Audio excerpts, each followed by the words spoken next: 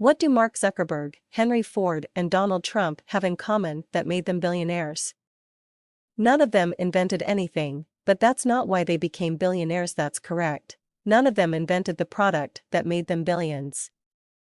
Millions of people invent useful products every year, but they rarely make any money from their inventions.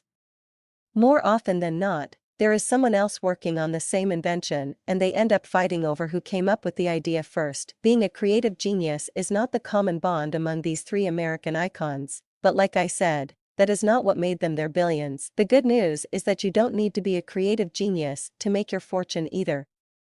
Higher education is not the tie that binds them. The truth is that Donald Trump is the only college graduate among the three. In fact, Henry Ford did not finish high school. Going to high school was not common when Henry Ford was young. Learning a trade was common, and Henry Ford was trained as a machinist. Mark Zuckerberg attended Harvard, but he was smart enough to quit college to pursue his dream. A formal education is not necessary to become wealthy. If you look at Mark Zuckerberg, street smarts are not necessary either. Driving a sharp bargain did not make Mark rich. This observation is based solely on what I have seen of Mark Zuckerberg in public interviews.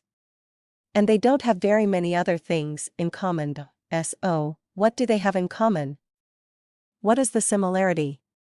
It is their ability to harness the magic of capitalism across the generations and the different industries. Their ability to capture the secrets of entrepreneurism has lifted them to heights very few people achieve. The magic of capitalism is the ability to see a need of the consuming public, find or invent a product or service to meet that need and create wealth. How does wealth creation occur? Look at Facebook as one example of how wealth is created in a capitalist system.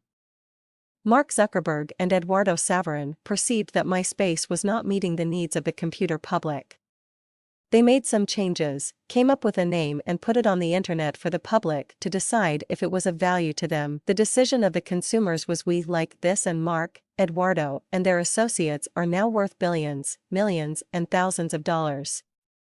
Not all Facebook employees are billionaires, but most of them added significant dollars to their bank accounts. Mark and Eduardo created billions of dollars of wealth from an idea to meet a need. Here's the exchange that took place. On May 1st, the investors in Facebook stock had dollars, and the Facebook people an idea that works.